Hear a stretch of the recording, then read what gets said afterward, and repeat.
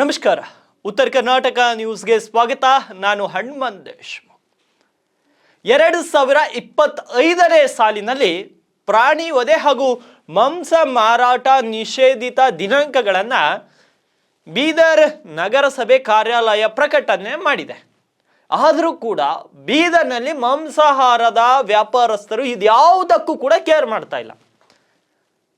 ನಗರಾಭಿವೃದ್ಧಿ ಸಚಿವಾಲಯವು ಕರ್ನಾಟಕ ರಾಜ್ಯದಾದ್ಯಂತ ಮಕರ ಸಂಕ್ರಾಂತಿ, ಮಹಾತ್ಮ ಗಾಂಧಿ ಜಯಂತಿ ಮತ್ತು ಅವರ ಪುಣ್ಯತಿಥಿ, ಅದೇ ರೀತಿ ಸರ್ವೋದಯ ದಿನ, ಮಹಾಶಿವರಾತ್ರಿ, ರಾಮನವಮಿ, ಮಹಾವೀರ್ ಜಯಂತಿ, ಅಂಬೇಡ್ಕರ್ ಜಯಂತಿ, ಹೀಗೆ 2025ನೇ ಸಾಲಿನಲ್ಲಿ ಒಟ್ಟು 13 ದಿನಗಳನ್ನು ಪ್ರಾಣಿ ವಧೆ ಹಾಗೂ ಮಾಂಸ ಮಾರಾಟ ಆ ದಿನಗಳನ್ನು ನಿಷೇಧ ಅಂತ ಸೂಚಿಸಿ ಸಚಿವಾಲಯದ ಉಲ್ಲೇಖದ ಆಧಾರದ ಮೇಲೆ ಬೀದರ್ ನಗರಸಭೆ ಕಾರ್ಯಾಲಯವು ಸಹ ನಿಷೇಧಿತ ದಿನಗಳ ಪಟ್ಟಿಯನ್ನು ಬಿಡುಗಡೆ ಮಾಡಿದೆ. ಒಂದು ವೇಳೆ ನಿಷೇಧಿತ ದಿನಗಳಂದು ಪ್ರಾಣಿ ವಧೆ ಹಾಗೂ ಮಾಂಸ ಮಾರಾಟ ಮಾಡಿದವರ ವಿರುದ್ಧ ಕಾನೂನು ಕ್ರಮ ಕೈಗೊಂಡು ಕಸಾಯಿ ಖಾನೆಗಳಿಗೆ ನೀಡಿರುವಂತಹ ಲೈಸೆನ್ಸ್ ಅನ್ನ ರದ್ದುಪಡಿಸಲಾಗುವುದು ಅಂತ ಸ್ಪಷ್ಟವಾಗಿ ಉಲ್ಲೇಖವನ್ನು ಮಾಡಿದ್ದಾರೆ. ಆದರೆ ಬೀದರ್ ನಗರದ ಬಹುತೇಕ ಮಾಂಸಾಹಾರದ ಅಂಗಡಿಗಳು ಇವತ್ತು ತೆರೆದೇ ಇವೆ. ಇವತ್ತು ಮಕರ ಸಂಕ್ರಾಂತಿ.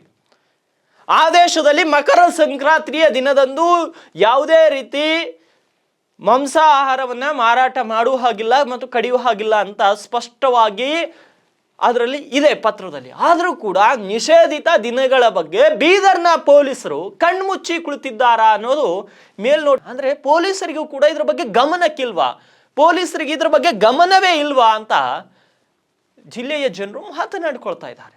ಹಾಗಾದ್ರೆ ಈ ಪೊಲೀಸ್ ಅಧಿಕಾರಿಗಳು ಇದ್ರ ಬಗ್ಗೆ ತಲೆ ಕೆಡಿಸ್ಕೊಳ್ಳಲ್ವಾ? ಹಾಗಾದ್ರೆ ನಗರಸಭೆ ಅಧಿಕಾರಿಗಳು ಏನ್ ಮಾಡ್ತಿದ್ದಾರೆ ಅಂದ್ರೆ ಇಲ್ಲಿ ಮೇಲ್ನೋಟಕ್ಕೆ ಎಲ್ಲ ಒಂದ್ ಕಡೆ ಲೋಪ ಇದೆ. ಸರ್ಕಾರದ ಸುತ್ತೋಲೆಯನ್ನು ಕೂಡ ಪಾಲಿಸಲಿಕ್ಕೆ ಸರ್ಕಾರಿ ಅಧಿಕಾರಿಗಳಿಂದ ಆಗ್ತಾ ಇಲ್ಲ. ಅಂದ್ರೆ ಇವ್ರನ್ನೆಲ್ಲ ಸಂಬಳ ಕೊಟ್ಟು ಇವ್ರನ್ನ ಕೆಲಸಕ್ಕೆ ಇಟ್ಕೊಂಡಿದ್ದಾದ್ರು ಯಾಕೆ ಆ ಇಲಾಖೆಯ ಸಚಿವರು ಮತ್ತು ಆ ಇಲಾಖೆ ಆ ಒಂದು ಸರ್ಕಾರ, ರಾಜ್ಯ ಸರ್ಕಾರ ಇವ್ರನ್ನ ಸಂಬಳ ಕೊಡೋದಾದ್ರೆ ಯಾತಕ್ಕೆ?